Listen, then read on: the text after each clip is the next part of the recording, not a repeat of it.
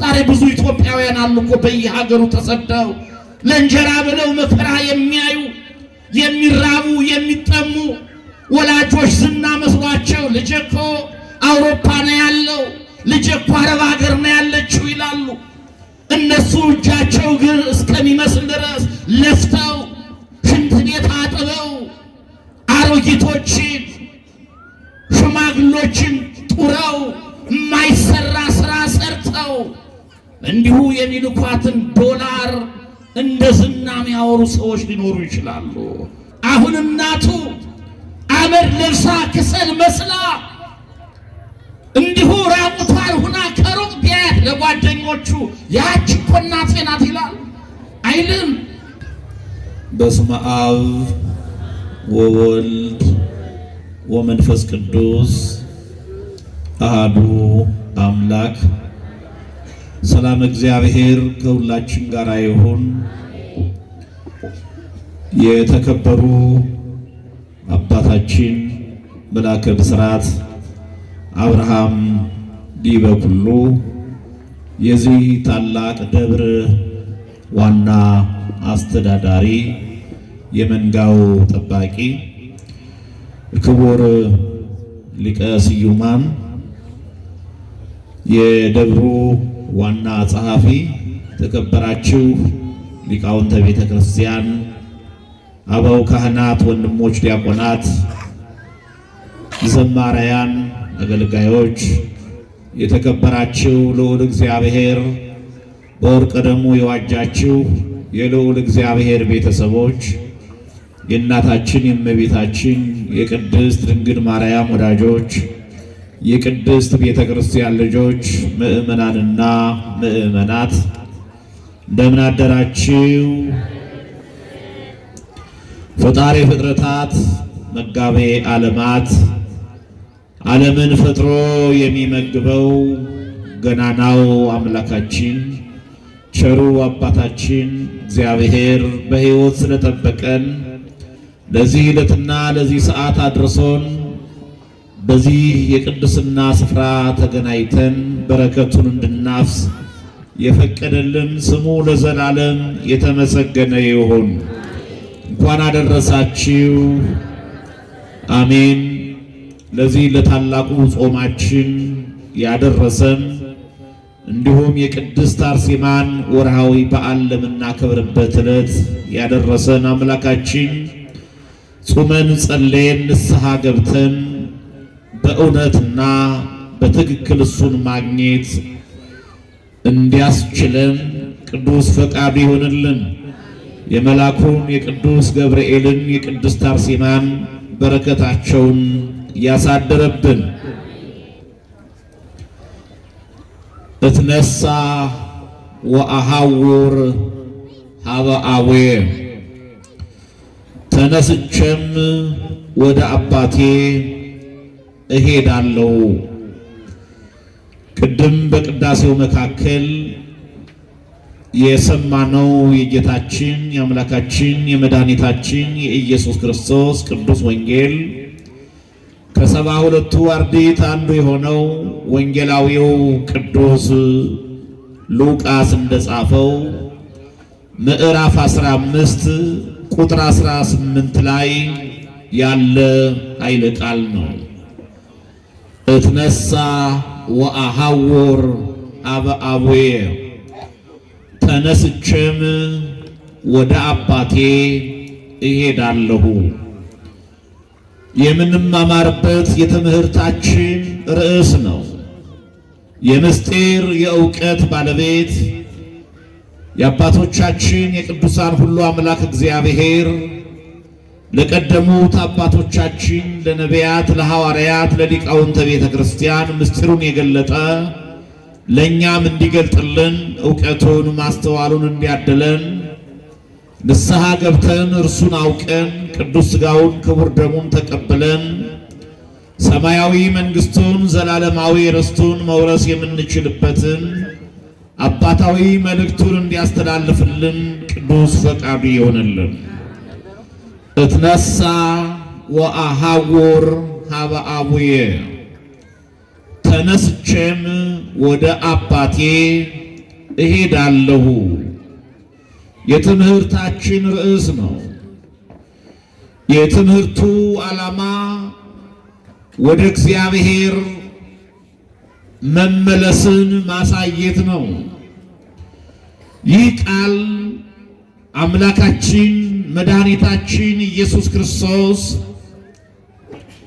በምሳሌ ካስተማራቸው ልብን ከሚነኩ ውስጥን ከሚማርኩ የምሳሌ ትምህርቶቹ መካከል ስለ ጠፋው ልጅ መስሎ ባስተማረው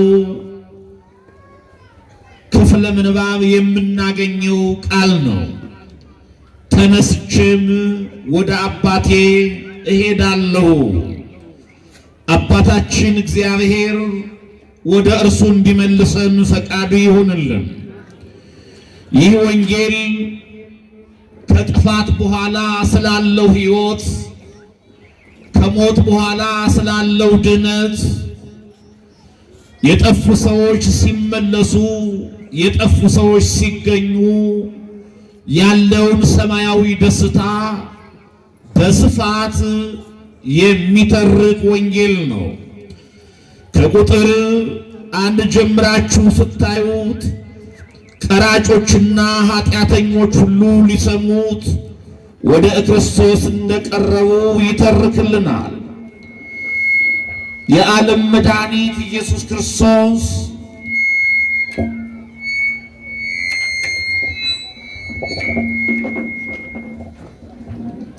ቀራጮችን ኃጢአተኞችን ይቅር ሊለው የመጣው ጌታ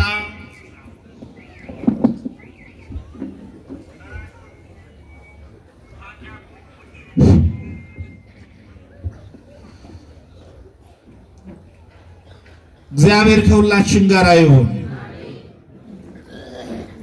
እግዚአብሔር ኃጢአተኞች ቀራጮች ወደ እርሱ ከተመለሱ ይቅር የሚል አምላክ፣ የሚቀበል አምላክ፣ ለሚፈልጉት ሁሉ የሚገኝ ጌታ እንደሆነ ከዚያም አልፎ እርሱ የጠፉትን እንደሚፈልግ በምሳሌ እየመሰለ አስተምሯቸዋል። ከቁጥር 4 ጀምረን እስከ 7 ያለውን ስናይ አንድ ሰው ከ99 በጎቹ ይልቅ የጠፋቸዋን 100ኛ በጉን ለመፈለግ እንደሚሄድና ካገኛትም በኋላ የጠፋችውን በጉን በትከሻው ተሸክሞ የጠፋውን በጌን አግኝቼዋለሁ እያለ በደስታ እንደሚመለስ ከተረከ በኋላ ወደ ወርቁ ሂዶ ከ99 ጻድቃን ይልቅ ንስሐ በሚገባ በአንድ ኃጢአተኛ በሰማይ ደስታ ይሆናል አለ። ከ99 ጻድቃን ይልቅ በቤቱ በሕይወት ከሚኖሩት፣ በምስጋና ከሚኖሩት፣ በቅዳሴ ከሚኖሩት፣ ሥጋውን ደሙን ተቀብለው በወንጌል ከብረው ከሚኖሩት ቅዱሳን ይልቅ ነፍሰ ገዳይ የሆነ አመፀኛ የሆነ አንድ ኃጢአተኛ ወደ እግዚአብሔር ሲመለስ እግዚአብሔር እንደሚደሰት በሰማይ ደስታ እንደሚሆን እግዚአብሔር አስተምሯል። አሁንም እንደገና ከቁጥር 8 እስከ 10 ያለውን ደግሞ ስንመለከተው ከ10 ድሪሞቿ ወይም ጌጦቿ መካከል አንዷ የጠፋባት ሴት ዕቃውን ሁሉ አውጥታ ቤቷን ጠርጋ ድሪሟን እንደምትፈልግ ድሪሟን ወይም የጣት ቀለበቷን ጌጧን ካገኘችው በኋላ ጎረቤቶቿን ጠርታ የጠፋውን አግኝቻለሁ፣ ዕቃዬ በእጄ ገብቷል ብላ እንደምትደሰት ከተረከ በኋላ ይሄን ሲያስረዳ እንዲሁ ንስሐ በሚገባ በአንድ ኃጢአተኛ በእግዚአብሔር መላእክት ፊት ደስታ ይሆናል አለ። በእግዚአብሔር መላእክት ፊት ምን ይሆናል አለ?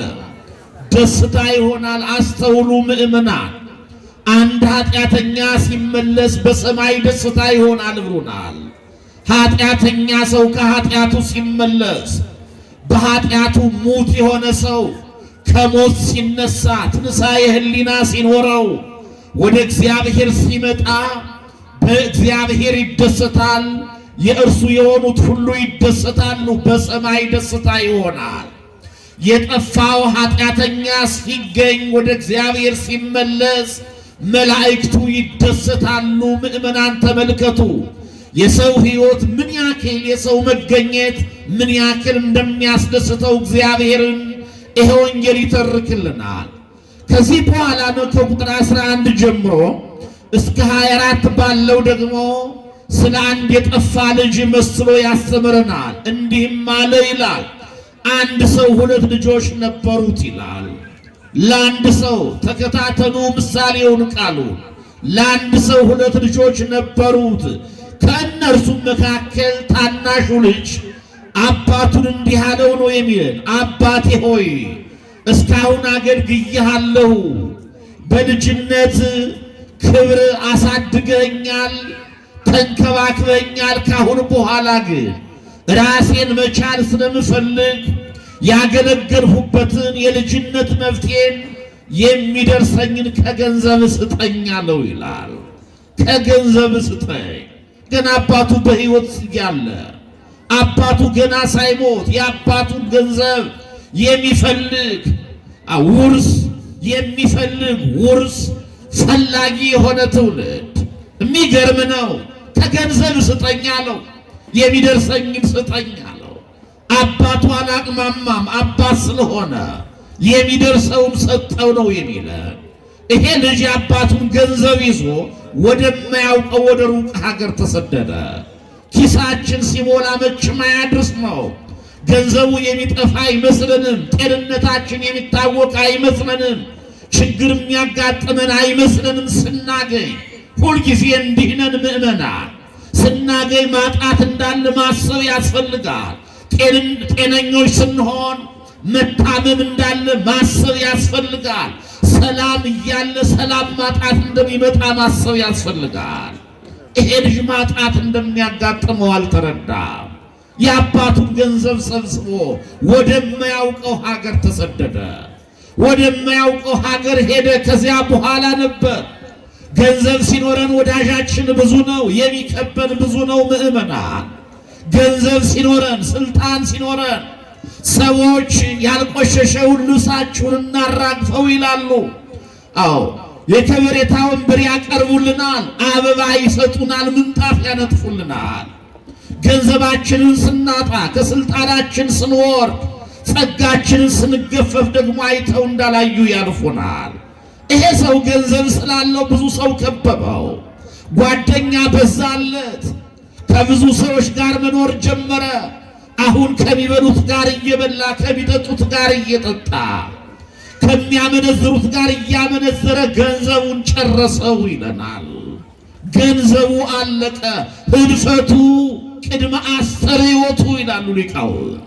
የዚህ ዓለም ገንዘብ ከመገኘቱ ጥፋቱ ነው የሚፈጥነው።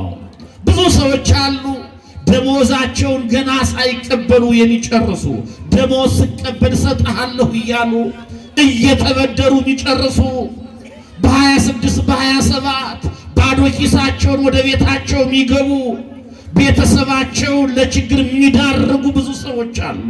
ያ ገበሬው እንዳለው እኮ ነው። አያንቺ ክምር ያለሽ መስሎሻል፣ ተበልተሻል፣ ከሻላለ ይባላል።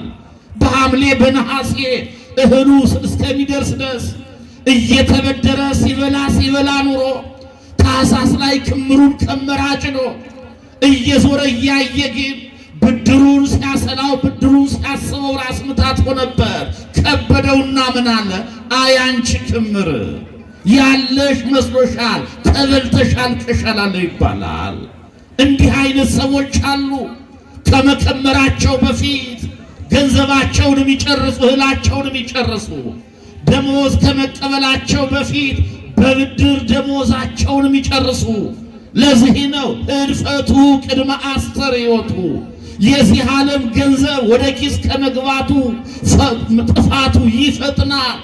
ሚሊየን ብር ለማግኘት ብዙ ድካም ይጠይቃል። ለማጥፋት ግን ትንሽ ቀን ይበቃል። ይህ ሰው ያልደከመበትን የአባቱን ገንዘብ አባከነ። ከሚበሉት ጋር እየበላ ከሚጨፍሩት ጋር እየጨፈረ የአባቱን ገንዘብ አከሰረ ይላል። ወላጆች ልጆቻችሁ ችግርን አይተው እንዲያድጉ ማድረግ ጥሩ ነው። ብዙ ጊዜ ችግርን ሳያዩ በወላጅ ውርስ አንቱ የተባሉ ሀብታሞች መንፈሳዊ ሕይወታቸው የተዛባ ይሆናል። ስጋዊ ሕይወታቸውም ይቃወሳል። ትዳራቸው ጤነኛ አይሆንም። ይህ ሰው ስላልደከመበት ነው። ገንዘቡን ጨረሰ፣ ከሰረ። ከከሰረ በኋላ ነበረ ወዳጆቹ የሚወዱት ጠሉት፣ የሚቀሩት የሚከቡት ሁሉ ራቁት። ከዚህ በኋላ ነው የሚበላው አጣ፣ ተራበ። ያለው በሰው ሀገር ነው። ከቀየው ርቋል፣ ከዘመዶቹ ተለይቷል። ያለው በባዕድ መካከል ነው። ገንዘብ እያለው አይዞህ የሚሉት ሁሉ አሁን ግን ሸሹት። ብቸኛ ሆነ፣ ብቸኛ ሆነ። ያን ጊዜ ነው የሚበላው ሲያጣ በዚያ ሀገር ካሉ ሀብታሞች ወደ አንዱ ሂዶ እረኝነት ገባ ይላል። በአባቱ ቤት በክብር የኖረ ልጅ፣ በክብር የኖረ የባለጸጋ ልጅ፣ የትኛውን ትለብስ ምን ትበላ ሲባል የነበረ ልጅ አሁን ግን የሚበላው አጣ። እንዲህ እኮ ነው ብዙ ጊዜ በዓለማችን ላይ ብዙ ሰዎች አሉ። ተቸግረው ወደ ጎዳና የወጡ አሉ። ማስተዋል ጎሏቸው ወደ ጎዳና ደግሞ የወጡ አሉ። ሁሉም እኮ የተቸገሩ አይደሉም። ሁሉም እኮ ያጡ አይደሉም። አንዳንዶቹ ሳያጡ ያጡ ናቸው። ሳይቸገሩ የተቸገሩ ናቸው። በእናት በአባቶቻቸው ቤት በዘመዶቻቸው ቤት የሚበሉት የሚጠጡት እያለ ማስተዋል ጎሏቸው ልብ አጥተው የወጡ ብዙዎች ናቸው።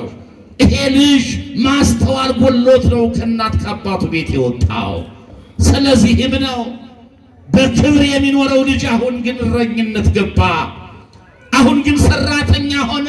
ሰራተኛ ሆኖም ግን ኑሮውን ማሸነፍ አልቻለም። ሰራተኛ ሆኖም እረኝነት ገብቶም ራሱን ማሸነፍ ሆዱን መሙላት አልቻለም።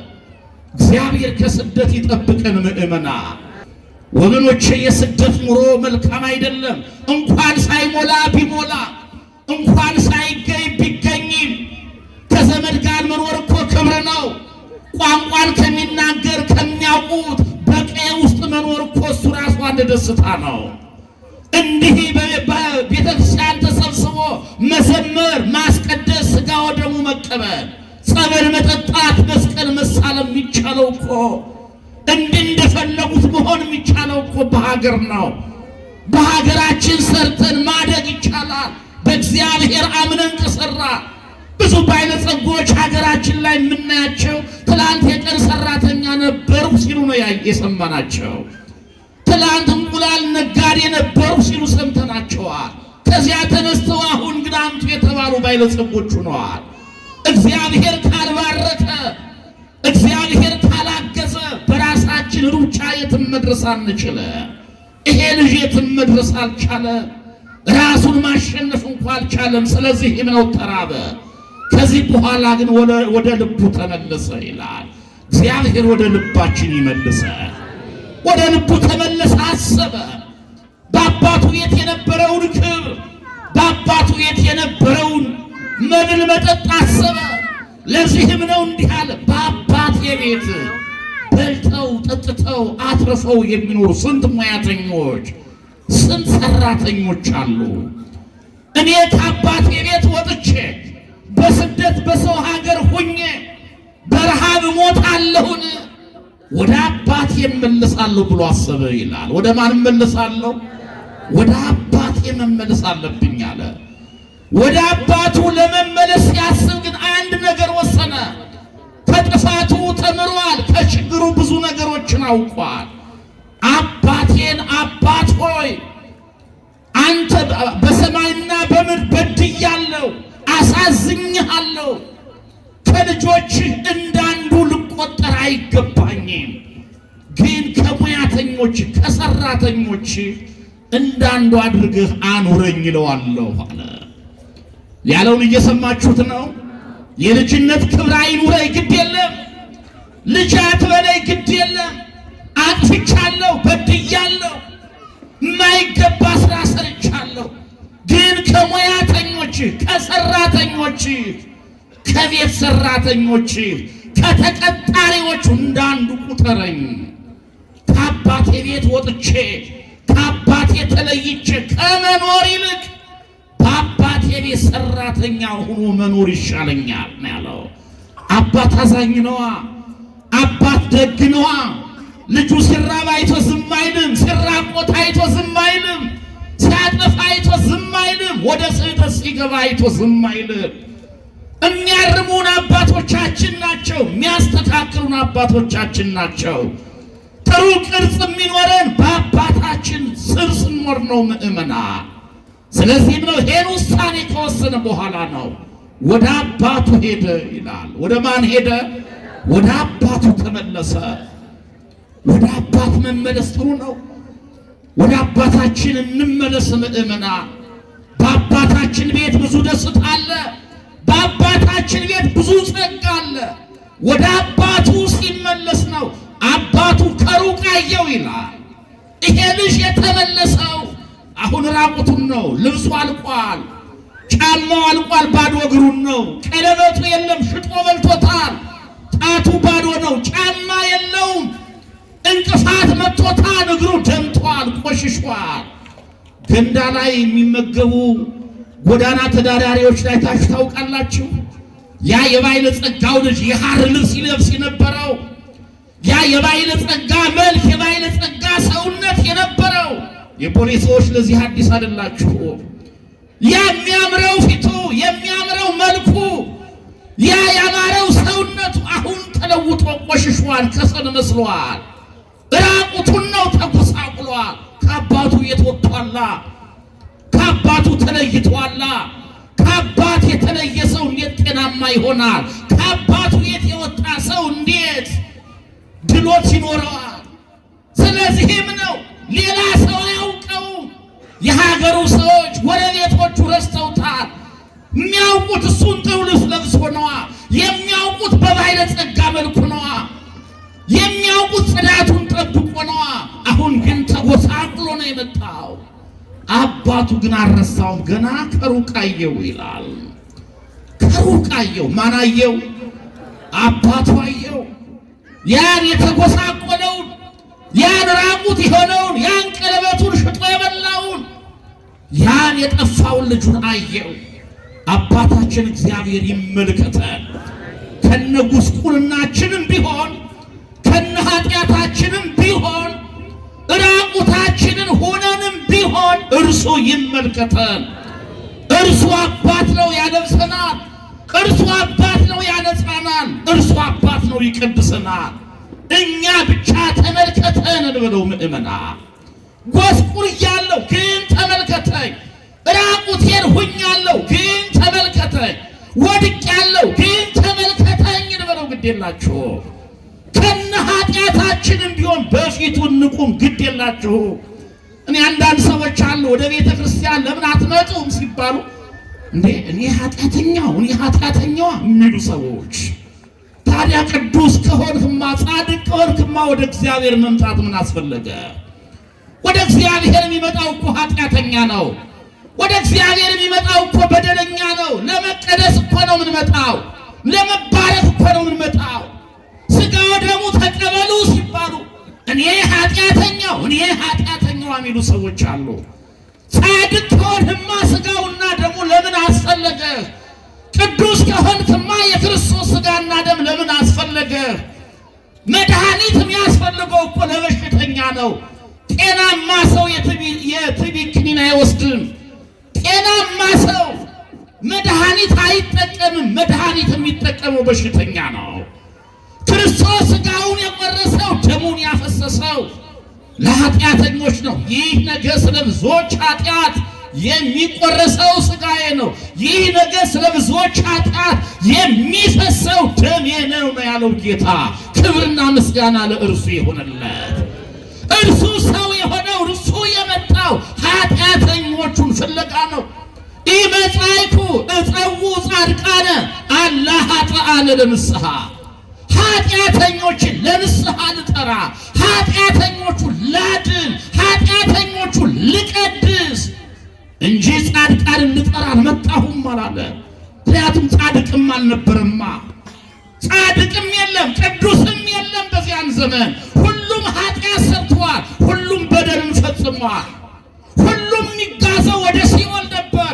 የመጣው ሰው የሆነው እግዚአብሔር ኃጢአተኞችን ፍለጋ ነው። ስለዚህ እየተመጻደቅን ከቤቱ አንራቅ፣ በአጉል ትሕትና ከሥጋው ከደሙ አንራቅ። እየን እንበለው፣ ተመልከተን እንበለው። ይሄ ልጅ ተጎሳቁሏል፣ ይሄ ልጅ ንጽሕና ጎሎታል፣ ይሄ ልጅ ራቁቱን ነው፣ ግን አላፈረም። የሚመጣው ወደ አባቱ ነዋ። ወደ አባት መምጣት አያሳፍርም እኮ። አባት አያሽሟጥጥም በልጁ። አባት አይተችም ልጁን። ያስተካክላል እንጂ ይመክራል እንጂ ያንጻል እንጂ ልጁን አትቅረበኝ አይልም አባት። ለዚህ ነው ወደ አባቱ መጣ። አባቱ ከሩቅ ተመለከተው። ያ ልጄ ነው አለ። ተመልከቱ፣ ምን ነው አለ? የጎሰቆለውን እኮ ነው፣ ራቁቱን የሆነውን ልጅ እኮ ነው። ያ ባለጸጋ አላፈረም በልጁ። ምንም ቢጎሳቆልበት፣ ምንም ራቁት ቢሆን፣ ምንም ባዶ ቢሆን በልጁ አላፈረም። ያ ልጄ ነው አለ። ያ ምን ነው አለ? ያ ልጄ ነው። እንዴት ደስ ይላል ይሄ ቃል! አሁን ልጅ ቢሆን አባቱ እንዲህ ተጎሳቁሎ ራቁቱን ሆኖ ለጓደኞቹ ያ እኮ አባቴ ነው ብሎ ያስተዋውቃል ወይ? አይልም። ብዙ ልጆች እኮ አሉ በወላጆቻቸው የሚያፍሩ። ጠላ እየሸጠች ደረቆት እየቆላች መንገድ እየጠረገች እንጨት እየተሸከመች ወገቧ እስከሚጎጥ ድረስ ወልዳ አሳድጋ አስተምራ ለቁም ነገር አድርሳ ድግሪውን ሲይዝ ለሴት ጓደኛው እናቴ ናት ብሎ ለማስተዋወቅ የሚያፍር እኮ አለ። ለወንድ ጓደኛዋ እናቴ እኮ ይህች ናት ብላ ለመናገርም ለማስተዋወቅ በእናቷ የምታፍር እኮ አለች። በእናቷ መልክ እየኖረች እናቷ መልኳን ያጣችው፣ አባቱ መልኩን ያጣው ድንጋይ እየፈለጠ እንጨት እየቀጠቀጠ ልጆቹን ለማሳደግ ለልጆቹ ሲል መልኩን አጥቷል። በአባቱ መልክ እየኖረ በአባቱ የሚያፍር ትውልድ አለ። አባት ግን በልጁ አያፍርም። በልጃችሁ አፍራችሁ ታውቃላችሁ? እንደው ምንም የማይጸዳ ንፍጣም የሆነ ልጅ ቢኖራችሁ እቅፍ አድርጋችሁ ከሰው መካከል የምትቀመጡት አይደል እንዴ? አዎ፣ ቦሌ ላይ በእርግጥ ይሄ አይወራም። አዎ፣ ምንም ቢሆን ልጅ አይታፈርበትም። ለእናት ወርቅ ነው፣ ለአባት ወርቅ ነው። በእግዚአብሔርም ዘንድ እኛ እንዲህ ነን። አያችሁ፣ ለእኛ ወርቆቹ ነን። ምንም እንሁን ተስፋ አለው፣ አንድ ቀን እንታጠባለን። ተስፋ አለው፣ አንድ ቀን እንለብሳለን። ተስፋ አለው፣ አንድ ቀን ከወደቅንበት እንነሳለን። ስለዚህም ነው ያ ልጄ ነው አለ። ጠፍቶ ነበር ተገኝቷል። ያ ልጄ ነው ሞቶ ነበር ተነስቷል አለ።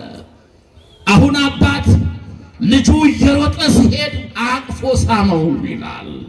ምን አደረገው? ቅድም አሳይቻችኋለሁ ምን መስሎ እንደመጣ። የድሮ ልጁ እኮ አይደለም። ጠረኑ ጥሩ አይደለም፣ ንጽህናው ጥሩ አይደለም። ግን አቅፎ ሳመው። ሂድ ታጠብ አላለው። ሂድ ታጥበና ሂድ ልብስ ቀይረና አላለው። አቅፎ ምን አለው? ሳመው። ከዚህ በኋላ ሰራተኞቹን ጠራ። ይሄ እኮ ልጅ ነው አላቸው። በቤቱ ክብራቸውን ጠብቀው የሚኖሩ ክብራቸው የተጠበቀላቸው ብዙ ሰራተኞች አሉት። ግን ያን የተጎሳቆለውን ግን ያን ጠፍቶ የነበረውን ልጁን አላፈረበትም። ይሄ እኮ ልጅ ነው፣ ሞቶ ነበር ተነስተዋል፣ ጠፍቶ ነበር ልጅ ተገኝቷል። ሂዱና ከሁሉ የተሻለ ልብስ አምጥታችሁ አልብሱት አለ። ከሁሉ ምን ያለ እየሰማችሁ ነው? ይሄን አባት ከሁሉ የተሻለ ልብስ እኔም ከለበስኩት እናንተም ከለበሳችሁት ቤተሰቡ ከሚጠቀመው የተሻለ ልብስ አምጡና ልብሱት። ለእግሩ ጫማ አድርጉለት፣ ለጣቱ ቀለበት አድርጉለት። እያችሁ እንዴት እንዳከበረው አልወቀሰም እኮ። የት ነበር አላለው። የት ነበር? ያ ሁሉ ገንዘብ ለምን አጠፋኸው አላለው። ብዙ ወቀሳ ይጠብቀው ነበረ፣ ብዙ ቅጣት ይጠብቀው ነበረ። ግን አባት ያየው መመለሱን ብቻ ነው። መመለሱን ብቻ አምኖ መመለሱን፣ ጥፋቱን አምኖ መምጣቱ ብቻ አባቱን አስደስቶታል። ስለዚህም ነው ከሁሉ የተሻለ ልብስ አለብሶት፣ ለጣቱ ቀለበት፣ ለእግሩ ጫማ አድርጉለት። እንዲያውም ፍሪዳው ይታረዳል። እንብላ እንጠጣ ደስ ይበለን አለ። ተመልከቱ።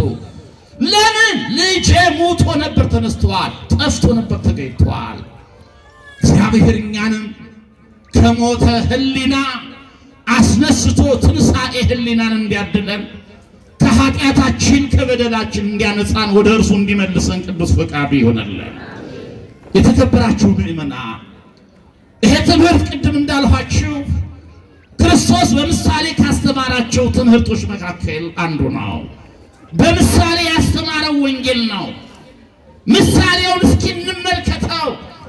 አንድ ሰው ሁለት ልጆች ነበሩት ነው ያለን። አንድ ሰው የተባለ የሁለቱ የታናሹም የታላቁም ልጆች አባት፣ የሁላችን አባት፣ የባለጸጋውም የድሃውም ጌታ፣ የንጉሱም የወታደሩም ጌታ፣ የመጽዋቹም የተመጽዋቹም ጌታ፣ የለማኙም የተለማኙም ንጉሥ፣ ከመንገድ የወደቁትም የተንጣለለ ፎቅ ላይ የሚኖሩትም አምላክ የሁሉ አባት እግዚአብሔር ነው።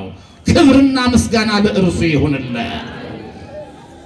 እግዚአብሔር ለእኔም አባቴ ነው፣ ለእናንተም አባታችሁ ነው። አይገርምም? እግዚአብሔር ለትልቁ አባትም ፈጣሪ ነው፣ ለትልቁ ድሃም ፈጣሪ ነው። እግዚአብሔር ለመሪው ፈጣሪ ነው፣ ለተመሪው ለድሃው አባት ነው። እግዚአብሔር አንድ አባት አለን። በዚህ እኩል ነን፣ በዚህ እኩል ነን። የባለጸጋው ልጆች በዚህ እኩል ነን፣ የንጉሱ ልጆች በዚህ እኩል ነን። ቸር የሆነው አባት ልጆች አንድ አባት አለን። ስንት አባት አለን? አንድ አባት ነው ያለን። ለምን አንድ አባት እያለን ታዲያ የምንጣላው? ለምንድን ነው የአንድ አባት ልጆች ሁሉም ታዲያ የምንጣላው? የአንድ አባት ልጅ እንዴት ይጣላል? የአንድ አባት ልጅ እንዴት ይባላል? የአንድ አባት ልጅ እንዴት ይለያያል? አባታችን እግዚአብሔር አንድ ያድርገን። ታላቁ ልጅ የተባሉት ጸሐፍት ፈሪሳውያን ናቸው። ታናሹ ልጅ የተባሉት ደግሞ ኃጥአን መጸባን ናቸው። ጸሐፍት ፈሪሳውያን የሚባሉት እስራኤላውያን ናቸው። ከአብርሃም ዘር የተወለዱ ናቸው። አብርሃም አባታችን፣ እግዚአብሔር አምላካችን፣ ዳዊት ንጉሳችን እያሉ የሚመጻደቁ ሰዎች ናቸው። በእርግጥም አምላካቸው እግዚአብሔር ነው። በእርግጥም ንጉሳቸው ዳዊት ነው። በእርግጥም የተወለዱት ከአብርሃም ዘር ነው። የአብርሃምን ስራ አይሰሩም እንጂ። ለዚህ ነው ሲዘልፋቸው ወኢይምሰልክሙ በብሂለ ዘትብሉ አብነ አብርሃም፣ ከአብርሃም በሥጋ በመወለዳችሁ የአብርሃም ልጆች በመሆናችሁ በዚህ የምትድኑ አይምሰላችሁ ነው ያላቸው። እመሰ ውሉደ አብርሃም አንትሙ ግብረ አብርሃም እምገበርክሙ፣ የአብርሃም ልጆችማ ብትሆኑ የአብርሃምን ስራ በሰራችሁ ነበር ነው ያላቸው። የአብርሃምን ስራ አይሰሩም። የተወለዱት ግን ከአብርሃም ነው። አዎ የተወለዱት ከአብርሃም ነው። እኛ እኮ የጥሩ ክርስቲያን ልጆች ነን አይደለም? ወላጆቻችን እያንዳንዱ ስለ ወላጁ ሲተርክ የኔ አባት እንዴት አይነት ነበረ መሰለህ ይላል። እንዴት አስቀዳሽ ጾመኛ። አዎ እሱ 6 ሰዓት ስለበላ ስለ አባቱ ጾመኛ እንዴት ይተርካል? እሱ በዕለተ ሰንበት ተኝቶ እያረፈደ ስለ አባቱ አስቀዳሽነት ይተርካል። የአባቶቻችን አስቀዳሽነት፣ ጿሚነት፣ ጥሩ ክርስቲያንነት እኛ ክርስቲያን ካልሆነን ምን ዋጋ አለው? ስለዚህ እንዲህ ነበሩ። ሌሎቹ ኃጥአን መጸባሃን በክርስቶስ አምነው ትምህርቱን ሰምተው ታምራቱን አይተው ከቀራጭነት ከኃጢአተኛነት ወደ እግዚአብሔር የተመለሱ ሰዎች ናቸው። ትንሹ ልጅ የተባሉት እነሱ ናቸው። አሁን ትንሹ ልጅ የአባቱን ገንዘብ ይዞ ወደ ሌላ ሀገር እንደተሰደደ ሁሉ እግዚአብሔር ለፈሪሳውያንም ለኃጥአን ለመጸባንም ሕግ እኩል ሰርቶላቸዋል። እኒህ ሰዎች ሕጉን ጠብቀው እግዚአብሔርን አምነው መኖር ከጀመሩ በኋላ ያ ልጅ አባቱን ገንዘብ ይዞ እንደተሰደደ ኃጥአን መጸባሃንን ከእግዚአብሔር ቤት ወጡ። ካመኑ በኋላ ካዱ። ጽድቅን ካደረጉ በኋላ በእግዚአብሔር ቤት መኖር ከጀመሩ በኋላ ከእግዚአብሔር ቤት ወጥተው ወደማያውቀው ሀገር ሄደ ማለት ወደ ዓለም ሄዱ። በዚያ እያለ የጠፋው ልጅ ገንዘቡን እንደከሰረ ሁሉ እነሱም ጸጋቸውን ልጅነታቸውን ተነጠቁ። ከሚያመነዝረው ጋር እያመነዝሩ ኃጢአት እየሰሩ እየጨፈሩ በአባታቸው በእግዚአብሔር ቤት ያገኙትን ጸጋ ያገኙትን በረከት ያገኙትን ልጅነት ያገኙትን የእግዚአብሔርን ጥበቃ ተነጠቁ። እግዚአብሔር ከዚህ ነገር ይጠብቀን ምእመናን። ከዚህ በኋላ ነበር ያ የጠፋው ልጅ እንዲሁ ወደ ልቡ እንደተመለሰ የሚበላው ሲያጣ እኔ ወደ አባቴ ቤት እመለሳለሁ ብሎ እንደወሰነ ኃጥአን መጸባሃንን ትምህርት በማጣት ተአምራት በማጣት ተጎዱ። በረከት ጸጋ ሲርቃቸው በአባታችን በእግዚአብሔር ቤት ስንት ትምህርት ስንት ተአምራት አለ። ከአባታችን ከእግዚአብሔር ቤት ወጥተን ወደ ዓለም ኮብልለን በአምልኮተ ጣዖት በገቢረ ኃጢአት ተስፋ የለሾች ሆነን እንኖራለን። ወደ እግዚአብሔር እንመለስ ማለታቸውን ለመናገር ነው። ወደ ማን እንመለስ? ወደ እግዚአብሔር እንመለስ። እኛም ወደ እግዚአብሔር እንመለስ ምእመናን። ሚሻለን እሱ ብቻ ነው። ሚሻለን ወደ አባታችን መመለስ ነው። ሚሻለን ወደ አባታችን ወደ እግዚአብሔር ቤት መግባት ነው። ወደ ማን ቤት መግባት? ወደ እግዚአብሔር ቤት መግባት። ያ ልጅ የጠፋው ልጅ ቅድም ምሳሌውን ተርኬላችኋለሁ። እንግዲህ አባቴን አባት ሆይ በሰማይም በምድርም በድዬሃለሁ፣ አሳዝኜሃለሁ። በልጅነት ክብር ሳይሆን እንዳንድ ከሰራተኞች እንዳንዱ አድርገኛለሁ እለዋለሁ ነው ያለው ኃጥአን መጸባሃንን። ከዚህ በፊት በልጅነት በክብር እንዳኖረን ከእስራኤል ወልደ ዘበኩርየ ከሚላቸው ከእስራኤል እንዳንዱ ባያደርገን እንኳ ከተነሳህያ ንስሐ ገብተው የእግዚአብሔርን ምሕረት ከሚጠባበቁት እንዳንዱ አድርገን እንለዋለን ብለው ወደ እግዚአብሔር ተመለሱ ይላል። ያ የጠፋው ልጅ ሲመለስ ተጎሳቁሎ ንጽሕናውን አጥቶ ራቁቱን ሆኖ ሲመለስ ከሩቅ አይቶ አባቱ እንደተቀበለው አቅፎ እንደሳመው እኒህን ሰዎች እግዚአብሔር በፍቅር ተቀበላቸው ማለት ነው። በምን ተቀበላቸው? በፍቅር። ተመልከቱ፣ ራቁታቸውን ናቸው፣ ጸጋቸውን ተነጥቀዋል። ራቁታቸውን ናቸው፣ ቅድስናቸውን አጥተዋል። ጫማቸው የለም፣ ቀለበታቸው የለም። ባዶአቸው ናቸው፣ ግን ባዶ ናቸው አታስፈልጉኝም አላላቸው። እግዚአብሔር ኃጢአተኞችን እግዚአብሔር በደለኞችን ወደ እርሱ የተመለሱትን በፍቅር የሚቀበል አምላክ ነው። ስለዚህም ነው በፍቅር ተቀበላቸው። አቅፎ ሳመው ማለት በፍቅር ተቀበላቸው። ከዚህ በኋላ ምንድን ያለው? ሰራተኞቹን፣ አገልጋዮቹን፣ መምህራንን፣ ካህናትን ከዚያም እልፍ ሲል በተራድኦ የሚያገለግሉትን መላእክቱን ይሄ ልጅ ነው፣ ጠፍቶ ነበር ተገኝቷል፣ ሙቶ ነበር ተነስቷል። እኒህ ኃጥአን መጸባሃን ልጆች ናቸው። ከዚህ በፊት በእኔ አምነው ነበር፣ ሥጋውን ደሙን ተቀብለው በቤቴ መኖር ጀምረው ነበር። ግን ከቤቴ ወጥተው ከኔ ርቀው በሞተ ሕሊና በኃጢአት በበደል ውስጥ ነበሩ። አሁን ግን ተመልሰዋል። አሁን ግን ንስሐ ገብተዋል። ስለዚህ ለጣቱ ቀለበት አድርጉለት አለ። ሃይማኖታቸው ይመለስላቸው፣ ከሁሉ የተሻለ ልብስ አልብሱት አለ ይላል። ልጅነታቸው ይመለስላቸው። እንዲሁም ጫማ አድርጉለት። ጫማ የተባለው ምግባር ነው። አስተምራችሁ መክራችሁ ምግባር እንዲሰሩ አድርጓቸው ማለት ነው። ከዚህም አልፎ ምንድነው ያለው? ፍሪዳው ይምጣና ይታረድ፣ ትምህርቱ ተአምራቱ ይደረግላቸው ማለት ነው። የተከበራችሁ ምእመናን፣ ኃጥአን መጸባሃን ወደ እግዚአብሔር ሲመለሱ ከዚያ ሁሉ በደል ከዚያ ሁሉ ኃጢአት በኋላ እግዚአብሔር እንዴት እንደተቀበላቸው አይተናል። የአንዳንዶቻችን ሕይወት እንደነሱ ነው። የአንዳንዶቻችን ኑሮ እንደነሱ ነው።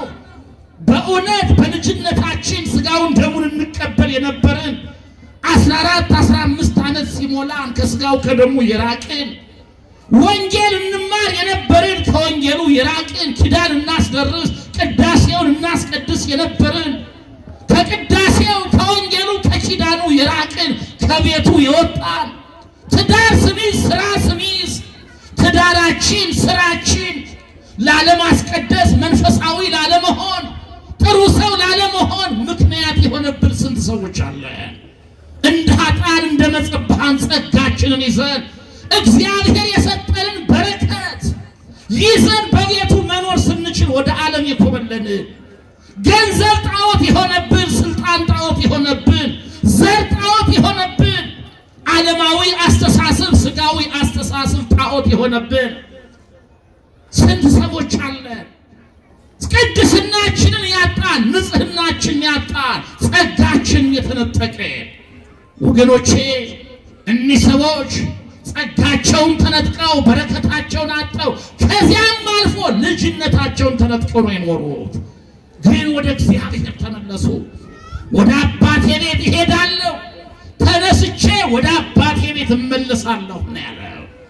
እነሱም ወደ አባታችን ወደ እግዚአብሔር ቤት እንመለሳለን። በአባታችን በእግዚአብሔር ቤት ብዙ መብል መጠጥ እያለ መብል መጠጥ የተባለው ትምህርቱ ታምራቱ ነው፣ ድህነቱ ነው፣ በረከቱ ነው። እዚህ በዓለም ወድቀን ኃጢአት እየሰራን በደል እየፈጸምን ከትምህርት ተለይተን ከስጋው ከደሙ ርቀን ከመንፈሳዊ ሕይወት ወጥተን እንዴት እንኖራለን ብለው ነው የተመለሱት። ስለተመለሱ እግዚአብሔር አልፈልጋችሁም አላላቸውም።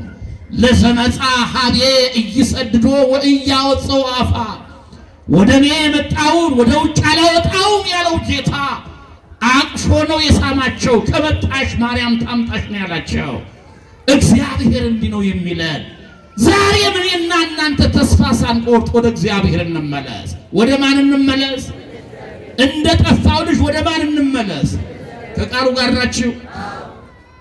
አዎ መልአከ ብስራት አብርሃም እንዲህ በኩሉ ብዙ ጸጋ ያላቸው አባታችን ናቸው። ቢዘምሩ የሚያምርባቸው፣ ቢሰብኩ የሚያምርባቸው፣ ማህሌታዊ ጨዋታቸው እንኳን ራሱ እጅግ የሚማርክ ደስ የሚሉ አባት ናቸውና አባብለው የያዟችሁን ደረቅ ባለ ትምህርት እንዳላደርቃችሁ። ከበዛ በቃ ማለት ይቻላል አይቻልም?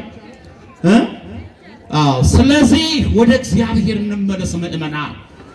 ወደ እርሱ መመለስ ነው ለእኛም ያዋጣን።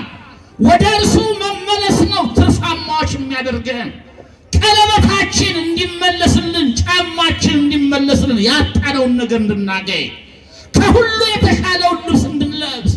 ከሁሉ የተሻለ ልብስ የተባለው ምን እንደሆነ ነግሬያችኋል። ልጅነት ነው።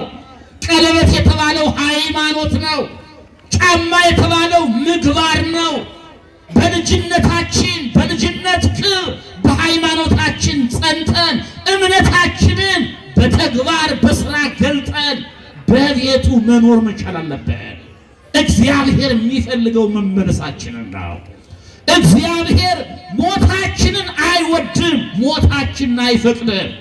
ትንቢተ ሕዝቅኤል ምዕራፍ 18 ቁጥር 32 ላይ እግዚአብሔር እንዲህ ይላል፣ የሟቹን ሞት አልፈቅድምና ይላል ጌታ እግዚአብሔር። ስለዚህ ተመለሱና በሕይወት ኑሩ ይላል። ትንቢተ ሕዝቅኤል ምዕራፍ 18 ቁጥር 32 የሟቹን ሞት አልፈቅድምና ይላል ጌታ እግዚአብሔር። ስለዚህ ተመለሱና በምን ኑሩ አለ? በሕይወት ኑሩ። የሟቹን ሞት አልፈቅድም። እንድንሞት አይፈቅድም። በኃጢአት እንድንኖር አይፈቅድም። ከእርሱ እንድንለይ አይፈቅድም። በነፍሳችንም በስጋችን እንድንጎዳ አይፈቅድም እግዚአብሔር። ስለዚህ ነው ተመለሱና በሕይወት ኑሩ። ወደ እርሱ ስንመለስ ይባርከናል፣ በቀለበት ያስጌጠናል፣ የተሻለውን ልብስ ያለብሰናል፣ በበረከት ላይ በረከትን፣ በጸጋ ላይ ጸጋን ይሰጠናል። ወደ እርሱ ስንመለስ በንስሐ በአምልኮት በጸሎት በመንፈሳዊ ሕይወት ወደ እርሱ ስንመለስ እርሱ ደግሞ በበረከት ወደኛ ይመለሳል፣ ይባርከናል። አው ተመየጡ ሀቤ ወአነሂ እትመየጠክሙ ወደ እኔ ተመለሱ እኔም ወደ እናንተ እመለሳለሁ ይላል የሰራዊት ጌታ እግዚአብሔር ይለናል ነብዩ። ትንቢተ ሚልክያስ ምዕራፍ 3 ቁጥር 7 ላይ ወደ እኔ ተመለሱ በጸሎት በንስሐ በተጸጸተ ልብ ወደ እኔ ተመለሱ፣ ወደ እኔ ኑ እኔም ወደ እናንተ እመለሳለሁ። እኔም ወደ ማን እመለሳለሁ? ወደ እናንተ። እኛ በንስሐ እኛ በጸጸት እኛ በጸሎት በአምልኮት እርሱም በማወቅ ወደ እርሱ እንመለሳለን። በዚህ እኛ ወደ እርሱ ስንመለስ እሱ ደግሞ በበረከት ወደኛ ይመለሳል፣ ይባርከናል ማለት ነው። በምህረት ወደኛ ይመለሳል፣ ቸርነቱን ያበዛልናል፣ ምህረቱን ይቅርታን ያደርግልናል። እባካችሁ ምእመናን ወደ እርሱ ተመልሰን እንየው። እርሱ ወደኛ እንዲመለስ በሀገራችን ያለው እሳቱ እንዲጠፋ ከምድር ላይ የነጠፈው ሰላም እንዲርከፈከፍ እንዲመጣ ዛሬ ዓለማችንን እንደ ሀገራችን ብቻ አይደለም ማየት ያለብን፣ እንደ ዓለም ሰላም ጠፍቷል፣ ሰላም ነጥፏል። የሰላም ድርቅ ሀገራችን መጥቷታል። የፍቅር ድርቅ ህዝባችን መጥቶታል። ከዚህ ከፍቅር ድርቅ ከሰላም ድርቅ ወጥተን በመንፈሳዊ ሕይወታችን እንድንለመልም እግዚአብሔር ወደኛ ሊመለስ ያስፈልጋል። እግዚአብሔር ወደኛ የሚመለሰው ደግሞ ወደ አባቴ እሄዳለሁ ብለን ተነስተን ከተኛንበት ካንቀላፋንበት ከኃጢአት አልጋችን ተነስተን ወደ እግዚአብሔር ስንሄድ ነው። ወደ እግዚአብሔር ስንመለስ ነው። ወደ እርሱ ከተመለስን እግዚአብሔር ምህረቱን ቸርነቱን ያትረፈርፍልናል። የምህረት ባለቤት የቸርነት ባለቤት እግዚአብሔር ምህረቱን ቸርነቱን እንዲያበዛልን ቅዱስ ፈቃዱ ይሆንልን። ይሄ የጠፋው ልጅ ከብዙ ኪሳራ በኋላ ነው ወደ ነበረ ሕይወቱ የተመለሰው። የተከበራችሁ ምእመናን ከብዙ ኪሳራ በኋላ ወደ ቀደመ ሕይወታችን መመለስ እንችላለን። ምናልባት አንዳንዶቻችን የትላንት ሕይወታችንን የትላንት ቅድስናችንን ስላጣን ልንቆጭ እንችል ይሆናል። ነገር ግን ስለዚያ መቆጨት ብቻውን በቂ አይደለም። እንደዚህ የጠፋው ወስኖ ወደ እግዚአብሔር መመለስ ነው። ወደ እግዚአብሔር መመለስ ንስሐ መግባት ነው። ንስሐኒ ትሬስዮ ለዘአበሰ ከመ ዘየአበሰ ንስሐ የበደለውን እንዳልበደለ ታደርጋለች እኮ ነው የምስጢረ ንስሐ ትምህርት። የበደለውን ትላንትና ነፍስ የገደለውን ሰው ስለገደለው ተጸጽቶ ንስሐ ከገባ እንዳልገደለ ይሆናል። እጁ ንጹህ ይሆናል። ትላንትን ዘማዊውን ድንግል ታደርጋለች። ዘማዊው ድንግል ታደርጋለች ማለት የአካል ድንግልናው ይመለስለታል ማለት አይደለም። ድንግል እያለች ድንግል እያለ ወደ ነበረው ቅድስና ወደ ነበረው በረከት ወደ ነበረው መንፈሳዊ ማንነት ንስሐ ትመልሰዋለች ማለት ነው። ይሄ የጠፋው ልጅ እኮ ድንግልናውን አጥቷል። ይሄ የጠፋው ልጅ እኮ ነፍሰ ገዳይ ሆኗል።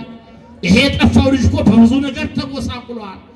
ግን ወደ አባቴ መለሳለሁ ብሎ ወስኖ በመመለሱ ግን ወደ ዓለም በመሄድ ያጣውን ክብሩን፣ በረከቱን፣ ልጅነቱን ሁሉ ማግኘት ችሏል።